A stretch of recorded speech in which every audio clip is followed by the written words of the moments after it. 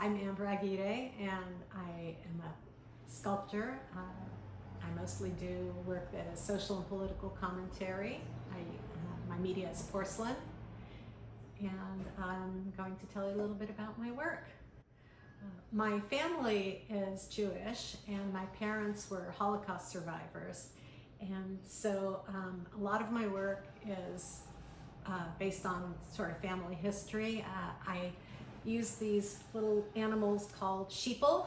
They're sheep people, and the sheeple are often in place of people that are complacent. They represent complacency, and not in a blaming sort of way, but in a vigilance way. Because sheep are complacent prey kind of animals. They're food, and they they go in a group and they follow their leader, and they don't question. And my family is Jewish, and they are Holocaust survivors. So it's been something that I've questioned my whole life about fate versus choice. When World War II started and the Nazis started killing Jews, my grandfather used to have a radio, which was illegal, and he had this radio downstairs in the basement.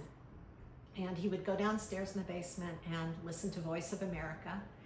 And he would come upstairs and tell my family that he heard on Voice of America that the Nazis are killing Polish Jews in Poland.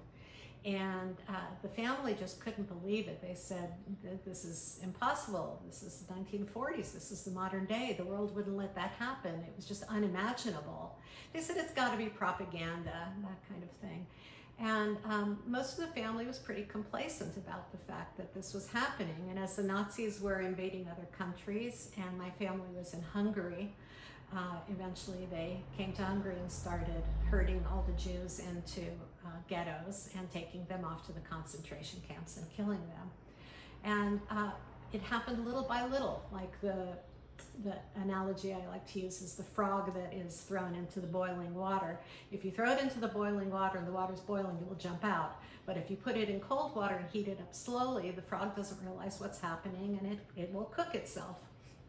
And that's kind of the way it was during World War II, and the Nazis were doing that to the Jews. First it was a little bit, where the Jewish Star of David, and you can't go to school anymore, you can't have a job or a business. And little by little it got worse until, of course, they killed him. And some of my uncles saw what was happening, and they believed my grandfather when he said that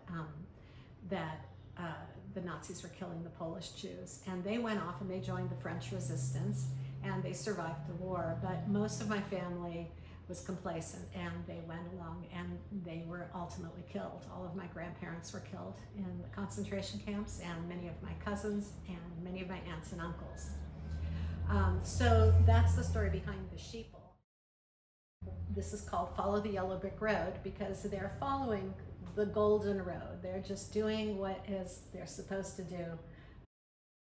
They're doing other things. These two are having a chat, and one is chasing butterflies, and they're just oblivious to what's going on around them. And ultimately, when they get through the yellow brick road, they get to the centerpiece, which is a pillar with a lamb chop on it, which of course represents the butchery. This is they're walking to their death without realizing it. And so I always questioned my mother, why didn't you do something? Why didn't you leave? Why didn't you fight back? Why didn't you protest? And it was just this idea that it couldn't happen, and it's this complacency, and history repeats itself, and these things are happening, not the same, but very similarly now. And so complacency is something that I think we all need to be aware of, and we need to stand up and fight injustice and be aware of truth to power. And so that's what a lot of the sheeple represent in my work.